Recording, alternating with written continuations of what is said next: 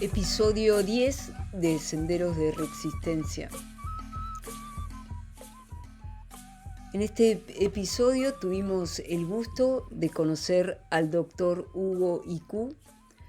Él es de Chimaltenango, en Guatemala. Es el director general de ASECSA, que es la Asociación de Servicios Comunitarios de Salud, que fue creada en 1978. Yo siempre digo que poco conocemos la historia de Latinoamérica y el Caribe. O sea, en la escuela nos enseñan la historia de los fenicios, de los romanos, pero poco sabemos de otros pueblos latinoamericanos y del Caribe, ¿no? Y en el caso de Guatemala, bueno, lo mismo que en Argentina y en otros países, también tuvieron dictaduras y conflictos armados y muchas muertes, y también catástrofes naturales como terremotos, y a partir de eso surge ASECSA. Bueno, y en esta entrevista nos cuenta también, nos recibió muy amablemente en la asociación y cuenta el desarrollo de esta asociación y el valor que tienen en los territorios los asistentes de salud y también el rol de las comadronas, ¿no? Pensar que Guatemala son más de 20 comunidades mayas, todos todavía sostienen su lengua, ¿no? Que también gran parte de la conquista se basó en someter la lengua.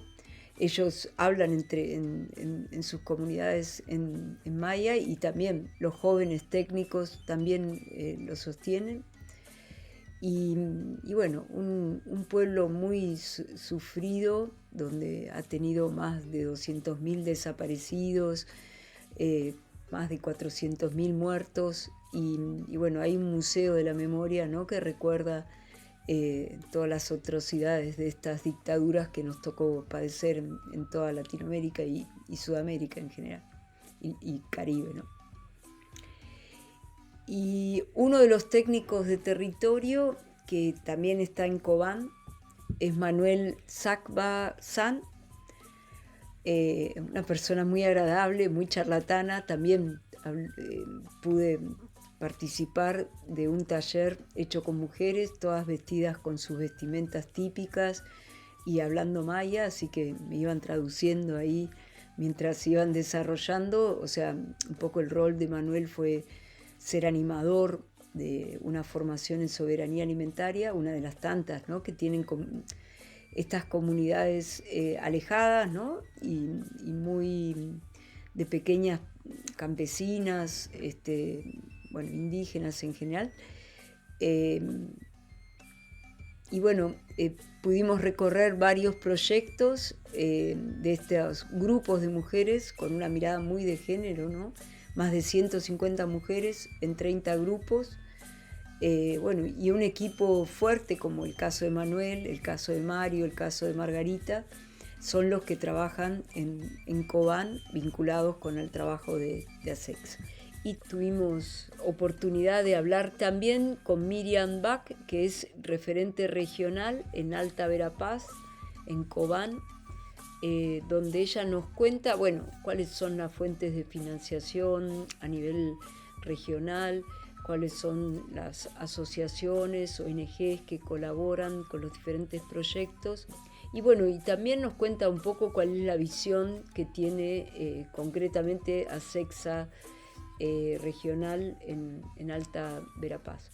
Muy interesante pensar, ¿no?, el rol de las mujeres y la coordinación de este equipo instalado en un espacio hermoso, muy tropical, digamos, ¿no?, que permite una producción y una biodiversidad impresionante de diferentes cultivos, y cómo estas mujeres que participan de estos proyectos, uno las podría hablar del sector más pobre, más de pequeños productores, campesinos, indígenas.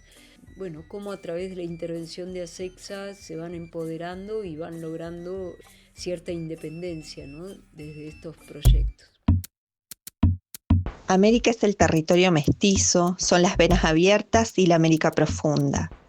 Es ese pulso de la unidad diversa, nuestra América.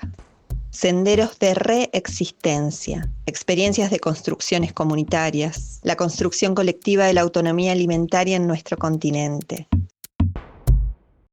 Bueno, visitamos aquí a la sede central de ASECSA, que es la Asociación de Servicios Comunitarios de Salud, creada en 1978, y vamos a conversar con el doctor Hugo Iku, que es como el director general de esta asociación. Bueno, Hugo, gracias, disculpe la informalidad, pero bueno, así somos los argentinos un poco, pero nos salen bien las cosas. Bueno, muchas gracias y cuéntanos un poco, bueno, qué rol cumple esta asociación y cómo se organiza a nivel del país de Guatemala. De acuerdo, bienvenida Ana. Pues como ya te comenté, ASECSA nace en 1978, nace en un periodo difícil, complicado, como muchas veces en los países, porque es el periodo del conflicto armado interno acá en Guatemala, y ese periodo del 78 precisamente es un periodo álgido, ¿verdad? Porque en el 79 es que triunfa la revolución sandinista, ¿verdad? Entonces acá estaba muy dura la situación y años después pues hay ese asunto también del desenlace de la guerra interna de El Salvador, ¿verdad? Entonces son muchos elementos los que ahí se suceden. ASECSA entonces nace en un periodo difícil, conflictivo, sin embargo su nacimiento se hace a partir precisamente de debilidades que se dieron luego de un terremoto que hubo acá en 1976, porque las secuelas del terremoto dieron pie a que no hubiera, especialmente a nivel comunitario, servicios de atención en salud. El terremoto en unos segundos mató a más de 36,000 gentes, ¿no? Y entonces no había servicios de atención. Y a partir de ahí entonces fue que se redescubre, diría yo, el valor tremendo que tienen en las comunidades las promotoras y los promotores de salud, porque fueron los que dieron la atención de manera inmediata. Luego también la atención que daban las abuelas comadronas en ese momento, y también los terapeutas tradicionales a través del uso de la medicina tradicional. Entonces fue en eso entonces cuando se dijo, el grupo que fundó ASECSA, bueno, ¿y por qué no hacemos una asociación que precisamente valorice, impulse la salud comunitaria, impulse el trabajo de estos actores comunitarios en salud? Fue a partir de ahí el nacimiento de ASECSA, ¿verdad? Por supuesto, el nacimiento fue paulatino por el contexto que te mencionaba, bastante delicado, y entonces porque en ese momento también estaba perseguido el liderazgo a muchos niveles, entonces también tuvimos muchas pérdidas de gente líder que fue perseguida políticamente. Entonces también somos parte de gente desplazada, gente muerta, gente huérfana, etcétera, organizaciones desaparecidas, ¿verdad? Sin embargo, también hizo a que desde un principio ASECSA comenzara a trabajar en contextos difíciles, contradictorios. Luego de eso viene toda la etapa de los acuerdos de paz que también estuvimos acompañamos también a grupos y organizaciones que apoyaban los retornos de gente que se había ido a México, también en Honduras, pero la mayoría en México. Entonces también apoyamos a retornados, y luego empezamos con toda la etapa de reinserción de la gente, apoyo en cuestiones de recuperación psicosocial, de recuperación de medios de vida, etcétera. Entonces, a partir de ahí que nos fuimos fortaleciendo, pero esa es más o menos la historia de ASECSA. Bueno, contextos duros, ¿no? Claramente, y digamos, un poco la actividad tiene alguna raíz indígena, originaria, cultural. Sí, por supuesto, cuando te comentaba sobre el contexto, había una población mucho más afectada, ¿verdad? Guatemala es un país pluricultural, multiétnico. Estadísticamente acá se dice que somos el 41%, pero hay muchos estudios que señalan que somos más del 60%. Entonces, en ese sentido, tú vas a las comunidades y bueno, está la población indígena viva, ¿verdad?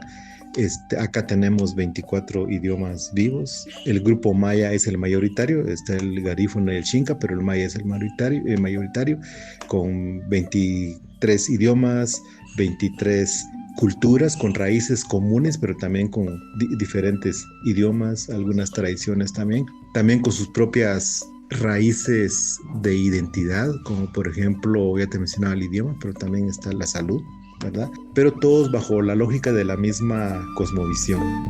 Senderos de reexistencia, voces que alimentan nuestra América.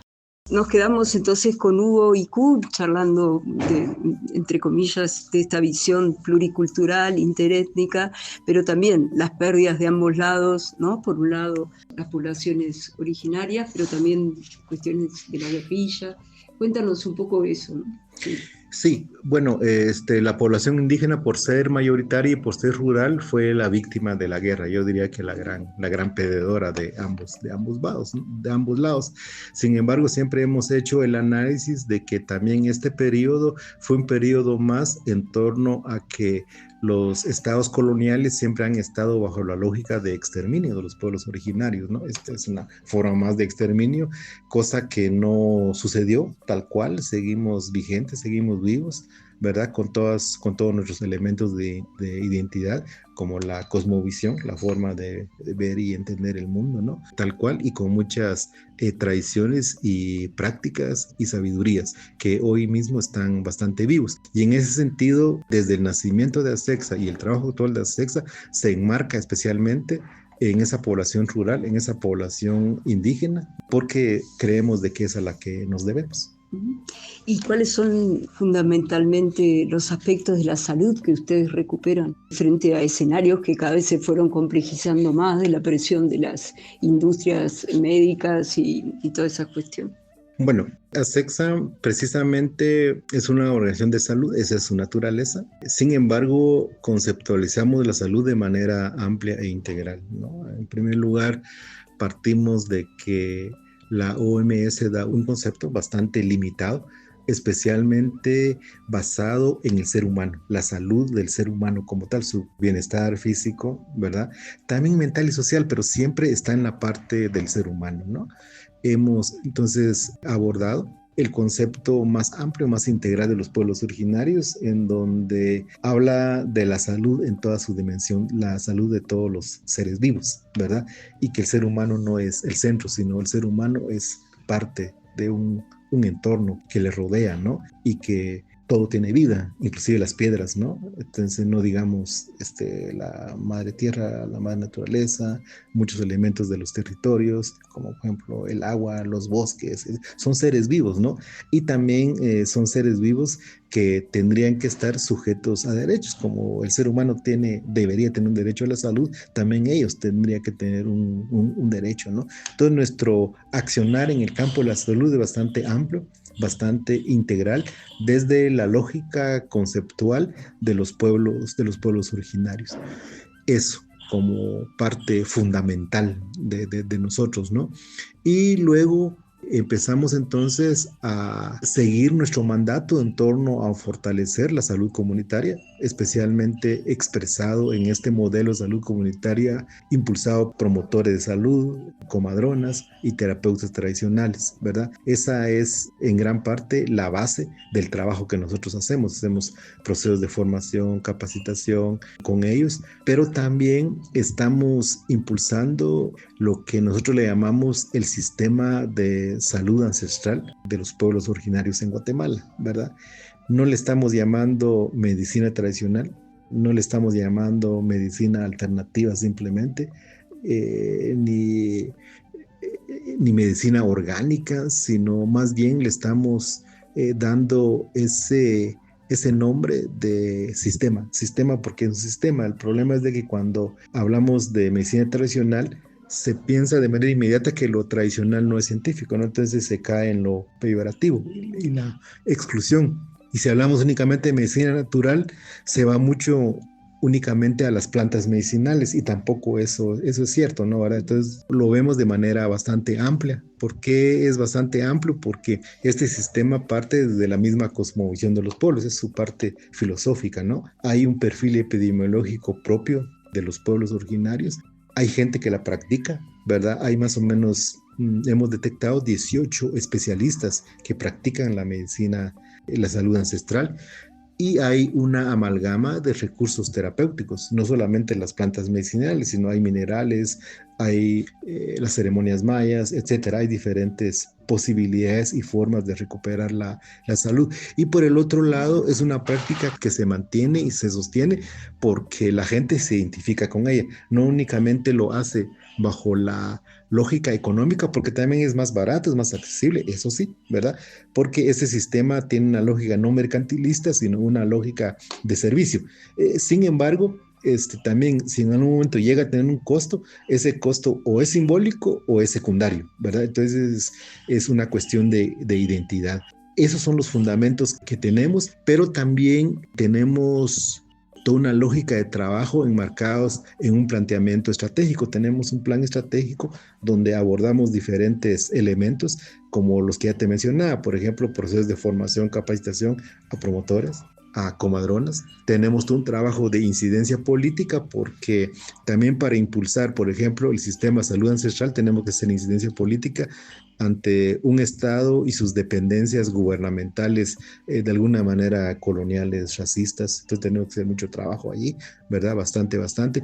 Y por el otro lado, también ASECSA no es un espacio únicamente técnico, sino también, como ya te mencionaba, es un espacio filosófico, reivindicativo de la cosmovisión, pero también es un espacio político, y no solamente para hacer incidencias, sino también hacer demandas efectivas.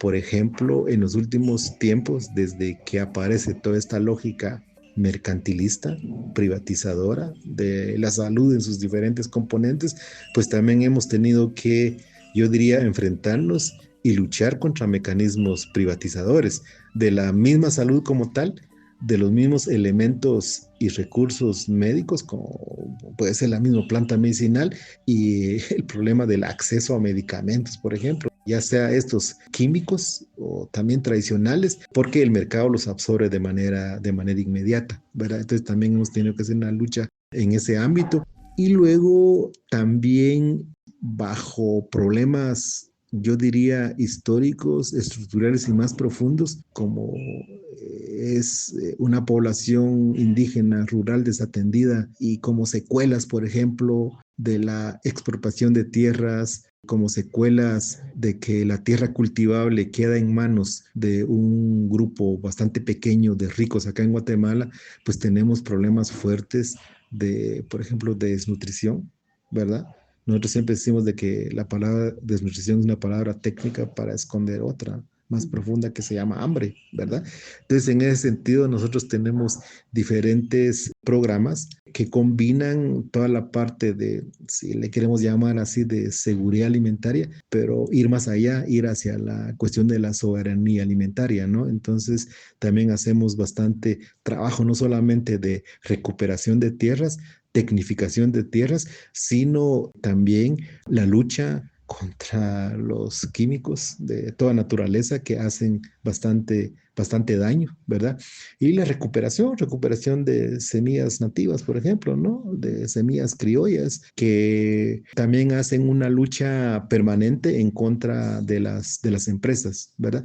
Y también enmarcado en esto tenemos una política bastante clara en contra de la industria extractiva, ¿no? Sean estas monocultivos, industrias como por ejemplo la minería, porque obviamente la minería atenta contra la salud de la madre tierra, y entonces también nosotros somos luchadores del derecho a la salud del ser humano y de la madre tierra, entonces también estamos en contra de la minería, las hidroeléctricas y otras industrias que hacen daño. Y en cuanto a las estrategias, digamos, todos nacemos y morimos, ¿no? Por ejemplo, cómo es el tema de los partos, cómo es el tema de los enterratorios, por ejemplo, y el rol de las mujeres, ¿no? En todo eso. Bueno, en Guatemala es interesante de que acá todos, yo diría todos y todas, nacemos en manos no de un sistema hospitalario, sino en manos de un sistema comunitario. Aquí juega un papel importante la abuela comadrona, ¿verdad? En otros lados le llaman partera, acá la llamamos comadrona, porque la comadrona no únicamente atiende el parto, sino atiende todo un proceso de embarazo, parto, puerperio, pero también la comadrona es la abuelita de la comunidad. La comadrona es una líder de la comunidad, es la guía espiritual, la sacerdotisa, etcétera. Entonces, su rol, su función es bastante amplio. Y estadísticamente, el Estado únicamente ahorita reconoce que la comadrona atiende más o menos el 40% de los partos en la población, pero sabemos de que en comunidades mayas sigue atendiendo la comadrona un 100%, ¿verdad? Entonces hay una lógica del nacimiento desde otra óptica, ¿verdad?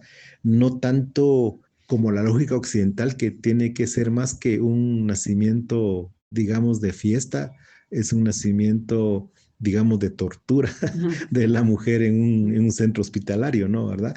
Entonces, ahí la comadrona y la familia están enmarcados como, por ejemplo, el día del nacimiento del nuevo ser, hombre o mujer, bajo la lógica, por ejemplo, del nahual del día, ¿verdad? Porque cada día tiene una energía, tiene un nahual. Y entonces, según esa lógica del día, también va teniendo varias virtudes la persona. Y entonces la comadrona, antes de atender un parto, pues obviamente se levanta, agradece por el día, pide por las energías del día, pide permiso para atender el parto, etcétera. Y también involucra a toda la familia. No es un evento único donde están dos personas, ¿verdad? Sino es un evento familiar, un evento inclusive de fiesta, ¿no? Entonces, a partir de ahí también la comadrona comienza a tener relación con la familia, con el nuevo ser, y eso ayuda bastante para la protección y también ayuda bastante para que desde el nacimiento haya una relación con la misma cosmovisión, ¿verdad? Entonces, en ese sentido, diríamos de que tanto la vida como la muerte son momentos de cualquier ser viviente, ¿verdad? Que se tienen que dar, pero se tienen que dar también en condiciones dignas. Tanto así que, por ejemplo, se valora la muerte como un paso más de pasar a la otra dimensión, ¿verdad? Pero acá siempre nosotros en las ceremonias y en los momentos especiales recordamos a nuestros difuntos, recordamos a nuestros ancestros, hablamos bastante de nuestros ancestros en el recuerdo. Entonces pensamos de que la muerte no es una muerte total, sino es un traspaso hacia otra dimensión y que seguramente las energías todavía permanecen con nosotros. Quizás hoy tanto América Latina como Centroamérica están amenazadas. Cuando uno piensa en salud, piensa en ambiente y piensa también en poderes económicos. No sé cuál es la visión de ASECSA en relación concreta con eso. Digamos, nosotros venimos de un pueblo que ha luchado muchos años en contra, por ejemplo, de la megaminería. Por ahora podemos, digamos, frenarla, pero bueno, también el nuevo gobierno ha instalado un régimen de grandes inversiones para permitir instalación de grandes empresas, ¿no? Extractivas. Y la historia de Latinoamérica y Centroamérica, los estados también han sido extractivistas, ¿no? ¿Cuál es la visión política que vos planteabas más concretamente en estrategias concretas y cómo se apropian las comunidades de esto, ¿no? Bueno, como comentaba anteriormente, hemos tenido diferentes amenazas en relación al trabajo que hacemos. En algún momento te comentaba la parte militar, ¿verdad? En estos momentos, la amenaza fuerte que hemos estado teniendo es precisamente el enfoque neoliberal, mercantilista de la salud, de la vida y todos los elementos, ¿no? Y en ese sentido, entonces, ha habido el impulso de las empresas acá, de toda una industria extractiva bastante fuerte, ¿verdad? Hay momentos en donde esto se complica más, es más álgido, y otros momentos en donde también por las luchas de los diferentes actores y sectores, también eso se minimiza un poco, ¿no? Sin embargo, nuestros gobiernos y el gobierno de Guatemala han estado siempre, inclusive el actual, bastante complacientes con esta lógica empresarial. En los últimos años, aparte de que se amplía procesos, por ejemplo, de ocupaciones ilegales de tierras por parte de los ricos, pero también desalojos de tierras que antes tenían los campesinos, ¿verdad? Ese es un problema tremendo. Desalojos bajo diferentes estrategias de esta gente finquera, estos ricos, especialmente para expandir monocultivos. Antes teníamos monocultivos tradicionales como por ejemplo el algodón, el café, la caña de azúcar. Esto ha disminuido, pero ha sido reemplazado por otros monocultivos, como por ejemplo la palma de aceite, ¿no? Ese es un problema bastante fuerte que tenemos en relación a los monocultivos. También el uso dirigido, por ejemplo, de los cultivos tradicionales de la gente para vivir, sobrevivir, como por ejemplo el maíz, el frijol, ¿verdad? Y la misma industria ha invadido esa parte, porque entonces la Monsanto y otras te crean desde un principio la dependencia desde la semilla, por ejemplo, ¿no? Y todo el proceso que eso conlleva. Entonces nosotros tenemos que hacer un trabajo bastante fuerte de información, de formación de la gente para que abra los ojos y también, obviamente, de incidencia política. Entonces, ya al hablar de incidencia política, pues tiene que haber, aparte de procesos de formación, de concientización, pues hemos tenido que apoyar procesos también de lucha, como ejemplo, movilizaciones, paros y también impulso de leyes que aquí muchas veces no camina, ¿verdad? A diferentes niveles. También lo hemos tenido que hacer, pero también, aparte de los monocultivos, como ya te comentaba, está también la otra industria, especialmente de la minería. En estos momentos ha parado un poco por el tipo de gobierno que tenemos, ha parado un poco, sin embargo, se mantiene y se impulsa, tal vez con menos visibilidad, ¿verdad? Pero acá tenemos empresas canadienses, empresas de varios países, ¿no? ¿Verdad? Que siguen haciendo un trabajo bastante fuerte en relación a la minería, ¿verdad? En algún momento, en muchos lados, minería a cielo abierto, ¿verdad? Pero también tenemos la cuestión de las hidroeléctricas. Acá hay varios estudios que señalan de que con, digamos, las hidroeléctricas que hay en Guatemala son suficientes para que la población de Guatemala tengan electricidad, ¿no? ¿Verdad? Pero obviamente toda la ampliación que ha habido es para vender energía a otros lados. Entonces ya vienen industrias de otros países a cabalmente tratar de explotar los recursos que nosotros tenemos, ¿verdad? También a partir de ahí hemos tenido trabajo, por ejemplo, en poblaciones mineras, trabajo con la población afectada, dañada, ¿verdad? Especialmente para informar sobre lo que pasa, sobre lo que sucede. Por ejemplo, una de las minas más famosas acá fue precisamente la mina Marlin de la Goldcorp, allá en San Marcos, que se vino a establecer acá, en Guatemala. Nosotros estuvimos trabajando fuertemente con las poblaciones afectadas, que es San Marcos, específicamente a las poblaciones de Zipacapa y San Miguel Ixtahuacán. Estuvimos acompañando ahí a los comunitarios. Yo diría que estuvimos acompañándolos en todo el proceso de vigencia de la mina tal cual. Bueno, y tenemos algunos estudios que te puedo compartir sobre los daños específicamente que hizo la mina a la salud, al ambiente, al territorio, al tejido social, a la organización local y de cómo luego de más o menos 15 años de estar la mina, de todo lo que ofrecieron anteriormente, nada de eso fue cierto. Más bien hubieron secuelas bastante fuertes, ¿verdad?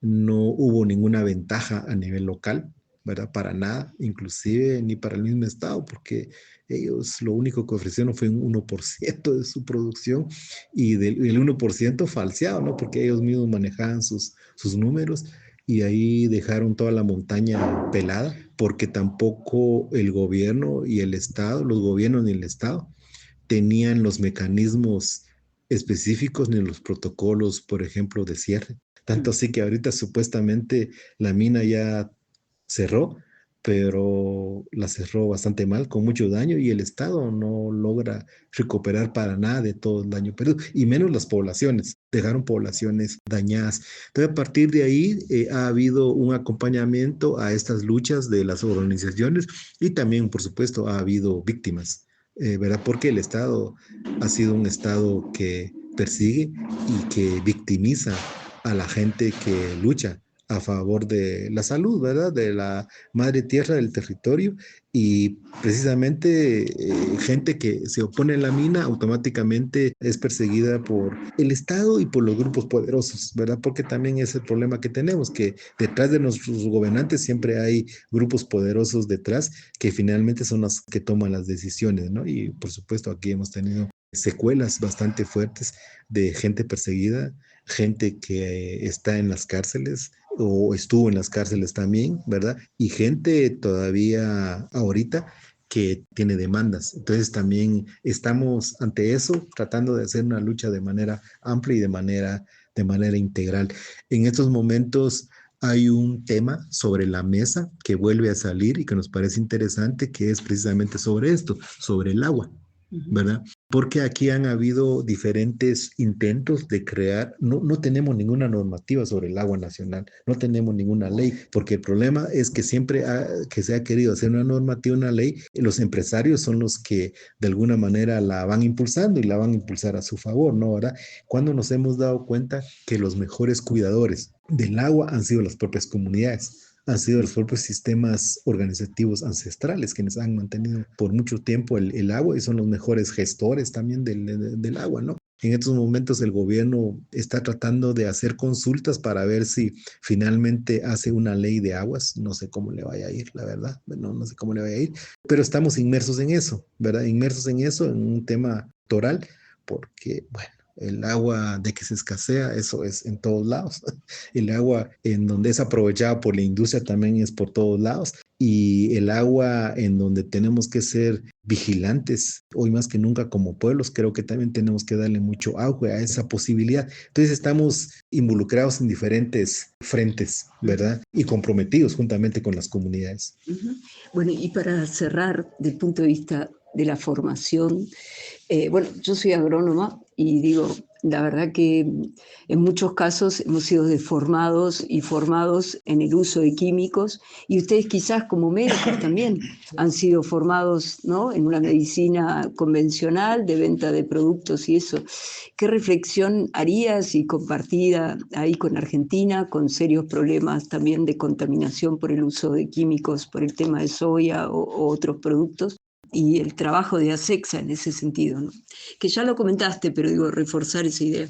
Sí, nosotros le llamamos volver a las raíces, ¿verdad? Creo que los pueblos originarios, nosotros tenemos la suerte de tener a un grupo acá mayoritario maya, yo soy maya cachiquel, y nuestras raíces son profundas, especialmente armonizados con la madre tierra. Eso es muy importante y con todo lo que nos rodea, ¿no? También seguimos de cerca todos los fundamentos del buen vivir del sur, que tiene también muy buenos fundamentos, ¿verdad? Nosotros basados en nuestra cosmovisión, especialmente de relación armónica con la madre tierra, con todo lo que nos rodea, puede ser precisamente una alternativa, porque hay un llamado a un nuevo modelo civilizatorio, ¿verdad? Y eso es importante tomarlo en cuenta. O sea, esta civilización moderna que tenemos, pues su modernidad nos lleva precisamente a un exterminio de todo, ¿verdad? Porque todo lo explota, todo lo mercantiliza y todo lo termina. Entonces estamos ante avances que nos debería de, en primer lugar, alertar, atemorizar, pero también preparar para defender, ¿verdad? Entonces creo que hoy más que nunca tenemos que ser defensores de la vida, defensores de la madre tierra, defensores de la naturaleza, y qué mejor que nuestros ancestros, nuestras abuelas, nuestros abuelos, recuperar, rescatar sus enseñanzas sabias de cómo a la luz de los tiempos tuvieron la sabiduría, ¿verdad? Y hay varias sabidurías locales, comunitarias, ancestrales que tenemos que tomar en cuenta para seguir recuperando la vida. Estamos ante crisis de diferentes naturalezas, económicas por su mecanismo neoliberal privatizador y que también tiene efectos grandes como lo que se le llama cambio climático, ¿no? Que finalmente hay crisis climática porque también la civilización y el modelo actual que conlleva nos lleva a estas crisis. Entonces también por eso le llamaba profundo a un buen vivir, a una nueva forma de vivir y de hacer las cosas, creo que tiene que ser bajo la lógica de la sabiduría de nuestras ancestras y ancestros. Bueno, Hugo y Kun de ASECSA, te agradecemos mucho y si quizás quieras hacer un saludo de despedida para Argentina. Sí, un saludo cordial. Yo creo que al igual que la globalización mercantilista globalizó a muchos poderosos, nosotros también nos sentimos que sentir poderosos, pero poderosos en el sentido de llevar luz, llevar esperanza, llevar mecanismos diferentes para precisamente rescatar y transformar todo esto que nos está pasando. Nosotros creemos fielmente en que otra salud es posible, otra forma de vivir es posible, y eso lo tienen que hacer hombres y mujeres como nosotros, convencidos en la lucha, porque la lucha, la organización es la única forma en la que podemos precisamente transformar realidades. Estas realidades hay que transformarlas y es posible si juntas y juntos lo hacemos. Nosotros admiramos mucho las luchas que hacen en la América del Sur, la verdad, la admiramos bastante. Argentina pasa un momento especial.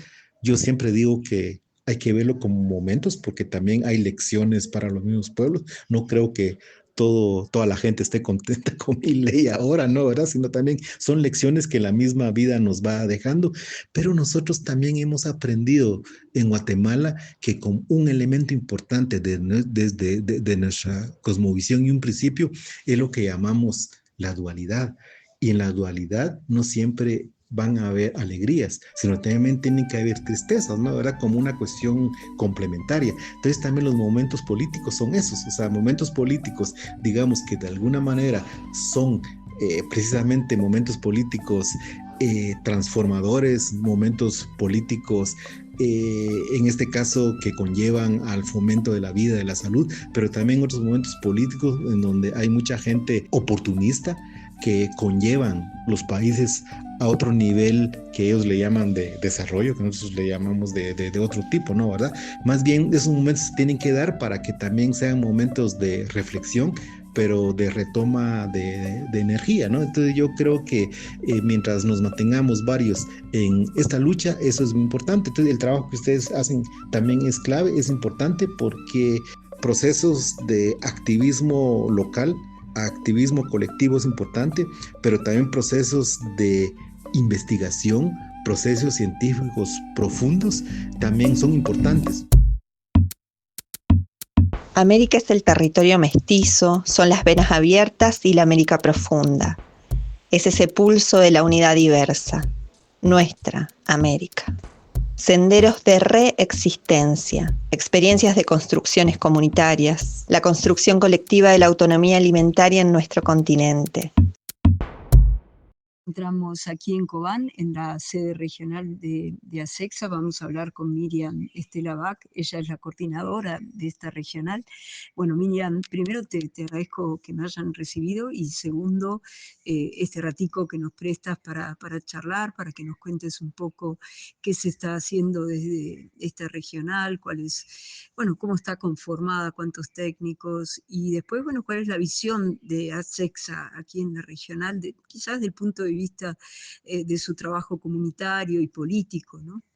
Claro, mucho gusto, Ana. Gracias por visitarnos. Sabemos que has viajado por muchos kilómetros y que has tenido que recorrer bastante para llegar a nosotros. Aquí en Alta Verapaz, pues nos encontramos como sede. Somos la sede nororiente. Estamos muy contentos de albergar a un equipo bastante especificado y profesional en lo que hace. Actualmente somos 22 miembros, tenemos a 3, 4 donantes quienes han tenido la confianza en invertir en diferentes procesos. Por ejemplo, tenemos Agua Internacional que ha trabajado en las comunidades de Balbatzul, que trabajan materno-infantil, atención materno-infantil, seguridad alimentaria e iniciativas económicas, que creo que ya hiciste la visita el día de ayer. También tenemos un componente que es el de cambio climático y gestión de riesgos, que lo trabaja también el proyecto CARE, que ahí tenemos a 5 integrantes muy emotivos y muy contentos de trabajar en zonas en donde de alguna otra manera son altamente vulnerables por la situación climática que el país vive. También tenemos a Alternativa para los Pueblos, que es una organización que nos apoya bastante la parte de incidencia política y derechos de los pueblos indígenas para la formación y transformación de un pensamiento más inclusivo, más político y sobre todo en defensa de los derechos humanos, principalmente de mujeres y de pueblos en resistencia, de alguna otra manera, que existen en las comunidades.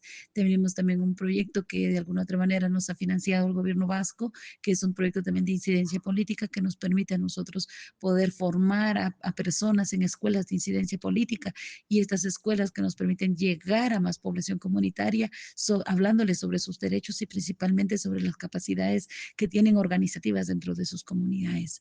Pues que te cuento, nosotros trabajamos salud materno-infantil, trabajamos con comadronas, trabajamos la salud integral de los pueblos desde la ancestralidad. Creemos que un proceso político puede ser el establecer también y recuperar nuestros mecanismos de seguridad, nuestros mecanismos de salud. Creemos que ASECSA ha tenido casi más de 45 años dentro de la región impulsando procesos de salud ancestral. Hemos trabajado con promotores, con comadronas. Actualmente aquí en las Verapaces estamos constituidas por 17 consejos municipales de comadronas que están activas, que están promoviendo sus derechos y que sobre todo reivindican visibilizan también la labor que realizan como comadronas y como autoridades ancestrales dentro de la localidad, dentro de sus comunidades. Cada consejo teje una gran red dentro de su municipio para que ninguna comadrona sea excluida, para que ninguna comadrona sea discriminada y por lo contrario, para que ellas también tengan y promuevan sus derechos. Gracias. Wow. Y del punto de vista también nacional, ustedes forman parte de la red SAC, ¿no? ¿Cómo es la postura política de ustedes en esa red? Pues nosotros es la promoción y el derecho a la semilla criolla, el seguir fortaleciendo los procesos organizativos de las comunidades para que no pierdan sus semillas, para que las conserven, para que ellas mismas hagan las prácticas de agricultura, las prácticas de consumo responsable, porque si bien vemos las grandes industrias extractivas, pues traen una cuestión tan variada de alimentos, pero que no nutren nuestro cuerpo, el cuerpo que de alguna otra manera, que también desde la cosmovisión nos han enseñado a cuidar nuestros abuelos, que somos parte de la tierra, somos parte del aire, somos parte de cada uno de los elementos que dentro de la biosfera están. Entonces, de alguna otra manera, esto nos motiva y nos impulsa a continuar con los procesos organizativos, a sumarnos a los procesos organizativos y sobre todo a promover dentro de nuestras comunidades el consumo responsable y digno, porque al final el consumir nuestras semillas propias, nuestra variedad de alimentos, nuestra variedad de verduras, de frutas que tenemos en cada una de nuestras regiones, lo único que promueve y conserva es nuestra dignidad como pueblos. Gracias. Y quizás nos puedas contar, no sé, es una pregunta que, no sé, digamos, esto de las escuelas agroecológicas aquí en Guatemala, no sé si ustedes tienen vínculo desde el punto de vista de la educación. Sí, nosotros también dentro de nuestras escuelas, bueno, tal vez comentarle que dentro de los proyectos procuramos tener una escuela agroecológica o una escuela de medios de vida, también le podemos llamar. En estas escuelas procuramos nosotros promover bastante el consumo de lo local, porque es increíble, pero en nuestras comunidades exportan o sacan a la venta la mejor yuca, la mejor malanga, los mejores bananos, ¿qué otro? Bueno, podría hablar de muchos productos, pero sacan lo mejor, lo más cuidado, conservado, y fue un sacrificio, un proceso largo, la siembra y la cosecha, y se lo llevan a otros lugares a vender, pero no lo consumen.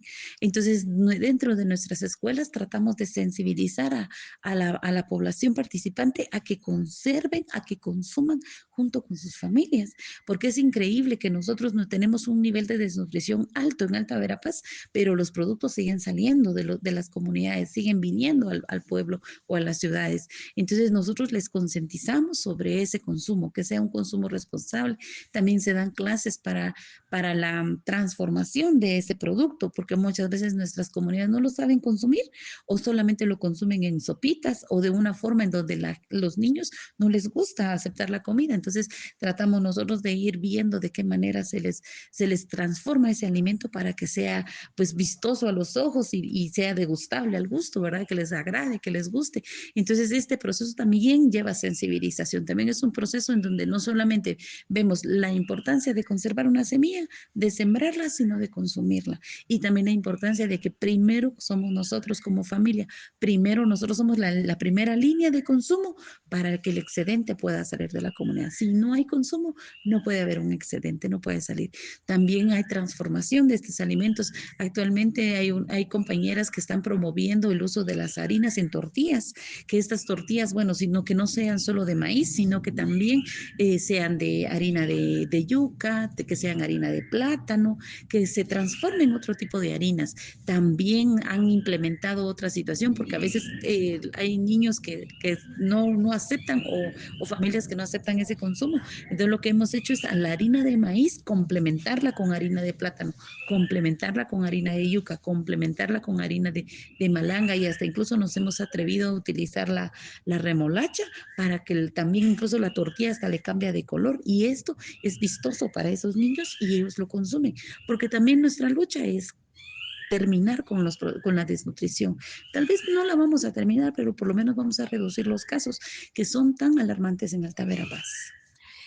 Y el tema de la desnutrición, digamos, ¿cuáles son las causas principales? Uno, por ende, es el acceso a la tierra bueno, y la pobreza, y bueno, también esto se complementa con el tema de las cajas de ahorro, ¿no? A ver, contanos un poco de eso.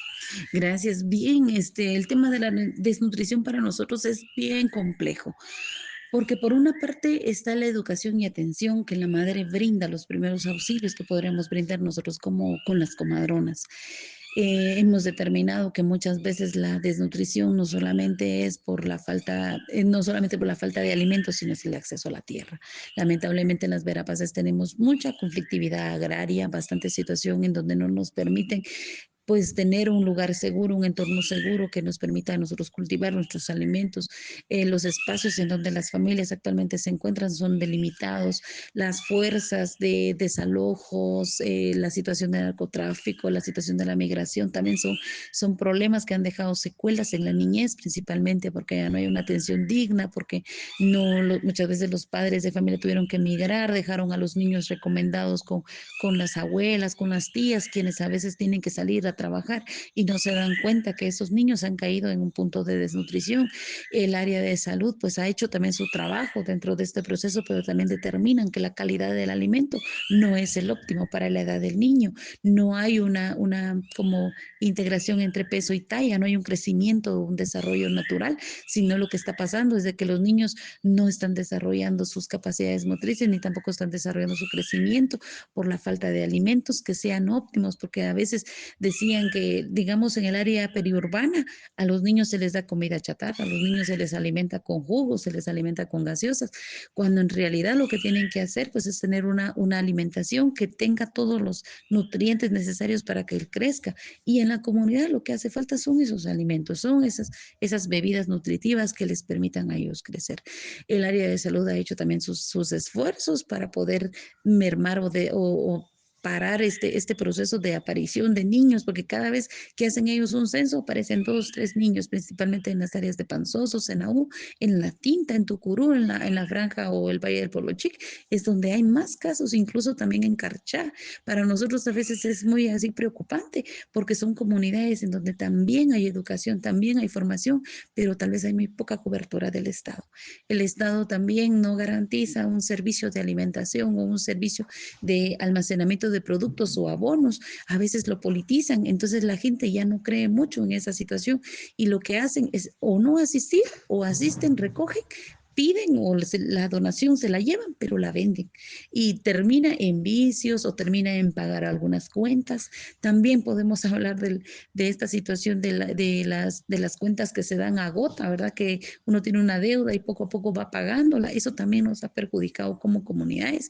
Sin embargo, pues hay comunidades y mujeres que han organizado grupos de trabajo, en donde estos grupos de trabajo son los grupos de ahorro, pues, y algunas han tenido muy exitosas experiencias es en cuanto al ahorro, en cuanto a dar crédito, en cuanto a recoger esos créditos y distribuir las ganancias dentro de ellas. Nosotros hemos visto experiencias en comunidades de Cobán, de Carchá, de San Juan Chamelco, en donde las mismas mujeres han puesto a estudiar a sus hijos, han hecho crecer la tiendita del barrio, han hecho crecer un molino, han podido comprar enseres para su hogar, han mejorado su vestimenta, hasta su propia salud, ha tenido un esfuerzo, han recibido atención.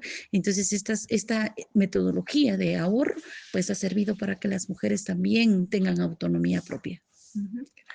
Bueno, quizás no puedas contar cómo es el sistema, pero podemos preguntar a los técnicos, ¿no? Cómo hacen el sistema de ahorro.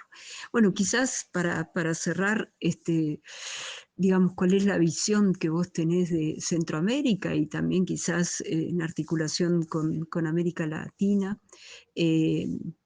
Sí, de todo este tema integral, ¿no? Cuando hablamos, entre comillas, de desarrollo, hablamos de un desarrollo integral, y cómo es la visión de ASECSA regional y quizás también nacional sobre la perspectiva de estas comunidades, ¿no?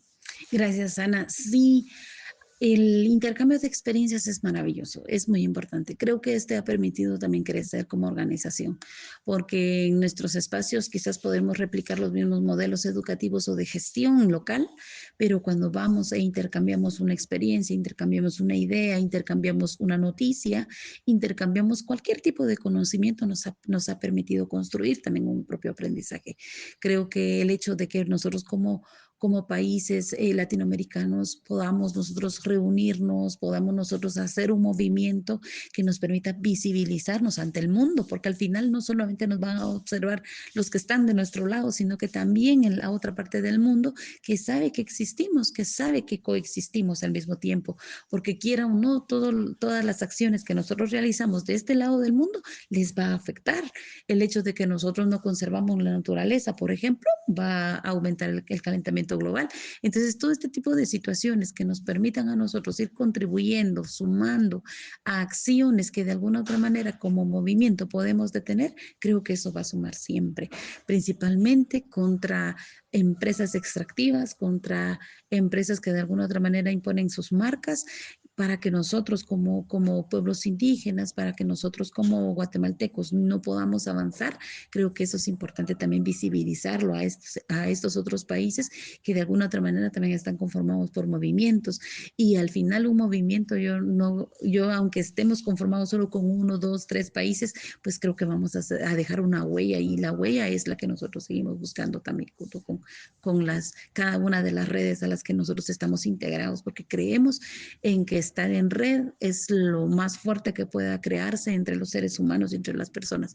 La fragmentación que hemos vivido nosotros desde nuestras comunidades, el aprendizaje que nos deja es no permitir una fragmentación, por lo contrario, continuar con la unión de los pueblos. Gracias. Bueno, Miriam Bach, te agradecemos mucho por tu fortaleza y por tu generosidad en compartir toda la experiencia de ASECSA aquí en la región. Y bueno, lo mejor para ustedes y buena vida, ¿no? Gracias, igual, muchos saludos. Yo Argentina, estoy muy contenta. Sí, Argentina. Estoy muy contenta de recibirles, de por medio de usted tener a ese pueblo maravilloso, esa ciudad maravillosa, tener esos paisajes, esas energías que se mueven por las montañas, tenerlas acá en Alta Verapaz. Estamos muy contentos de recibir este tipo de visitas. Siempre nosotros estamos con los brazos abiertos para poder recibir a cualquier visita, porque de alguna otra manera el aprendizaje que nos deja nos es difícil irlo a buscar, pero viene hacia nosotros, entonces para nosotros suma y va a seguir sumando, y la verdad es de que muchos saludos y esperamos en algún momento pues tener a más personas como usted que nos visiten y que aquí estamos a la orden. América es el territorio mestizo, son las venas abiertas y la América profunda. Es ese pulso de la unidad diversa, nuestra América. Senderos de reexistencia, experiencias de construcciones comunitarias, la construcción colectiva de la autonomía alimentaria en nuestro continente.